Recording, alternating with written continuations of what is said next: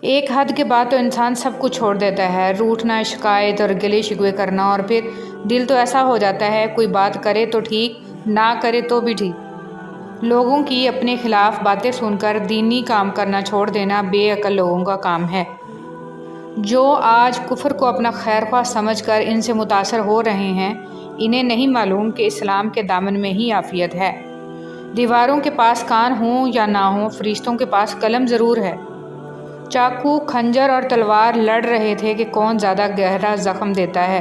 الفاظ پیچھے بیٹھے مسکرا رہے تھے۔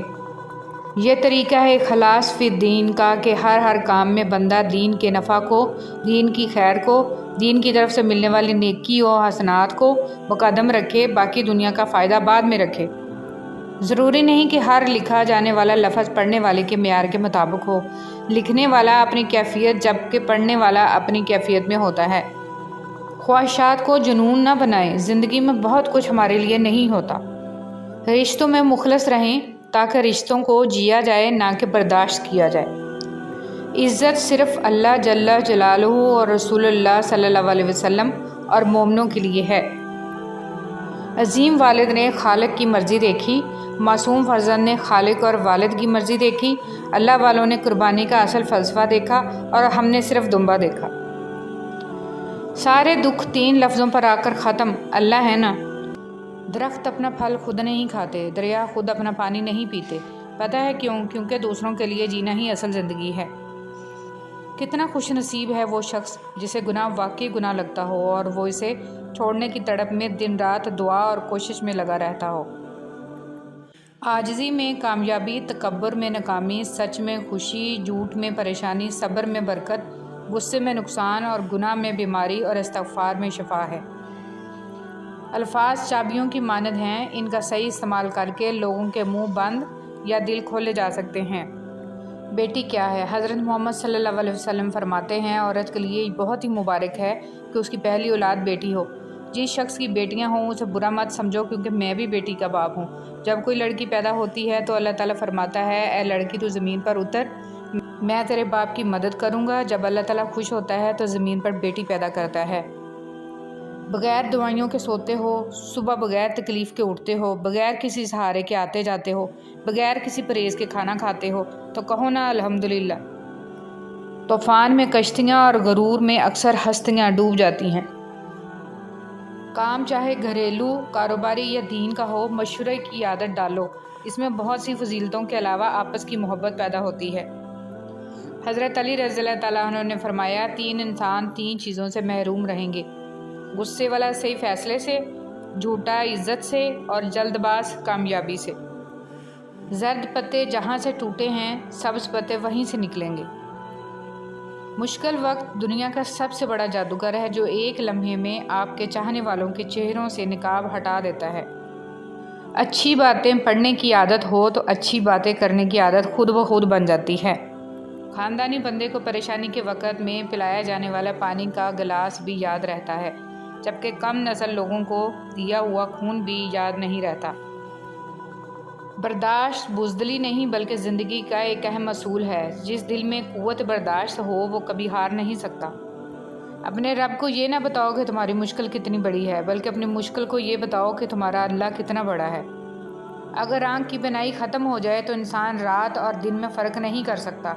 اسی طرح اگر انسان دل کا اندھا ہو جائے تو وہ حق اور باطل میں فرق نہیں کر سکتا۔ رشتوں اور تعلقات کی بقا کے لیے رابطے ضروری ہوتے ہیں۔ نظر انداز کرنے سے تو اپنے ہاتھوں سے لگائے ہوئے درخت بھی سوکھ جاتے ہیں۔ رشتے ایسے ہونے چاہیے کہ جن پر ناز ہو، کل جتنا بھروسہ تھا اتنا ہی آج ہو۔ رشتے صرف یہ نہیں ہوتے جو غم اور خوشی میں ساتھ دیں، بلکہ رشتے وہ ہوتے ہیں جو اپنے پن کا ہمیشہ احساس دیں۔ جب سایہ قد سے بڑا اور باتیں اوقات سے بڑی ہونے لگ جائیں تو سمجھ جائیں سورج غروب ہونے والا ہے۔ بابا جی کہنے لگے، پتر، محبوب کو دیکھنا محبت کی شرط نہیں ہوتی۔ کوئی بنا دیکھے اویس کرنی رضی اللہ تعالیٰ عنہ بن جاتا ہے اور کوئی پاس رہ کر ابو جہل رہتا ہے۔ امید کم رکھو، مایوسی کم ملے گی، کیونکہ دکھ انسان نہیں دیتا، انسان سے وابستہ امیدیں دیتی ہیں۔ جس انسان کو غصہ زیادہ آتا ہے وہ انسان پیار بھی اتنا ہی زیادہ کرتا ہے اور اتنا ہی صاف دل رکھتا ہے۔ حضرت علی رضی اللہ تعالیٰ عنہ۔ جب چاقو، کھنجر، تیر، تلوار آپس میں پوچھتے ہیں کہ کون گہرا زخم دیتا ہے تو الفاظ پیچھے بیٹھ کر مسکراتے ہیں۔ سورج کی شعاعیں کتنی تیز ہیں مگر معمولی سے بادل ان شعاؤں کو روک دیتے ہیں۔ اسی طرح گناہ کتنے ہی زیادہ طاقتور ہی ہوں، نماز انہیں روک دیتی ہے۔ حضور صلی اللہ علیہ وسلم نے ارشاد فرمایا، خیرات کو مت روکو ورنہ تمہارا رزق بھی روک دیا جائے گا۔ زندگی سے اتنا پیار نہ کرو، یہ کسی سے وفا نہیں کرتی۔ موت کو کبھی مت بھولو، یہ کسی کو دھوکہ نہیں دیتی۔ میں وزن پیدا کرنے کے لیے آواز کا اونچا ہونا ضروری نہیں، بات کا سچا ہونا ضروری ہے۔ تربیت اور پالنے میں زمین آسمان کا فرق ہوتا ہے۔ آپ کا لہجہ، آپ کا رویہ، آپ کا اخلاق بتاتا ہے کہ آپ کی تربیت ہوئی ہے یا صرف آپ کو پالا گیا ہے۔ اپنے آپ کو دوسروں سے بہتر سمجھنا حماقت کی پہلی سیڑھی ہے۔ غلطی ماننے اور گناہ چھوڑنے میں کبھی دیر مت کرو، کیونکہ سفر جتنا طویل ہوتا جائے گا واپسی اتنی ہی دشوار ہوگی۔ مجھے تم اپنا مذہب نہ پڑھاؤ، میں تمہارا مذہب تمہارے کردار میں دیکھنا چاہتا ہوں۔ برائی کو خود میں اور اچھائی کو دوسروں میں تلاش کرو، یہی آپ کی سب سے بڑی اچھائی ہے۔ اپنی زندگی میں خود روشنیاں پیدا کرو، یقین جانو تمہارے اپنے علاوہ کوئی تمہارا وفادار نہیں ہے۔ امام غزالی رحمۃ اللہ علیہ لکھتے ہیں، جو غلطی کر نہیں سکتے وہ فرشتہ ہے، جو غلطی کر کے اس پر ڈٹ جائے وہ شیطان ہے، اور جو غلطی کر کے فوراً توبہ کر لے وہ انسان ہے، جو توبہ کر کے اس پر قائم رہے وہ اللہ تعالیٰ کا محبوب بندہ ہے۔ حضرت علی رضی اللہ تعالیٰ عنہ سے پوچھا گیا، کیسے پتہ چلے گا کہ کون کتنا قیمتی ہے؟ حضرت علی رضی اللہ تعالیٰ عنہ نے فرمایا، جس انسان میں جتنا زیادہ احساس ہو وہ اتنا ہی زیادہ قیمتی ہے۔ خاموشی عظیم نعمت ہے، بالخصوص اس مقام پر جہاں اختلاف زیادہ، آوازیں بلند، علم کی کمی اور دلیل کی کوئی اوقات نہ ہو۔ کام کرنے والوں کی قدر کیا کرو، کان بھرنے والوں کی نہیں۔ جب کوئی دل دکھائے تو چپ رہنا سیکھیے، کسی کو واپس جواب دے کر اس کے لیول تک مت جائیں اور اپنی زبان مت خراب کریں۔ اپنے حصے کا جواب وقت کو دینے دیجیے، وقت یقیناً آپ سے بہتر جواب دے گا۔ کبھی بھی کامیابی کو دماغ میں اور ناکامی کو دل میں جگہ نہ دینا، کیونکہ کامیابی دماغ میں تکبر اور ناکامی دل میں مایوسی پیدا کر دیتی ہے۔ زندگی کا تجربہ تو نہیں پر اتنا معلوم ہے، چھوٹا آدمی بڑے موقع پر کام آ جاتا ہے اور بڑا آدمی چھوٹی سی بات پر اوقات دکھا دیتا ہے۔ زندگی کی جنگ لڑتے ہوئے آپ کے اندر اتنی جرأت ضرور ہونی چاہیے کہ آپ کسی بھی لمحے انسانیت کے معیار سے نیچے نہ گریں۔ سب سے خوبصورت احساس تو یہ ہے کہ وہ دعا حقیقت بن جائے جو اللہ اور آپ کے درمیان راز تھی۔ مجھے لوگوں کو معاف کر دینا آتا ہے مگر دل میں دوبارہ جگہ دینا نہیں آتا۔ اپنوں سے منافقت کرنے والوں کو میں نے ہمیشہ غیروں کے پاؤں میں گرتے دیکھا۔ بہت بڑا دشمن اس کا غصہ ہے۔ کوئی اس دور میں وہ آئینے تقسیم کرے جس میں باطن بھی نظر آتا ہو ظاہر کی طرح۔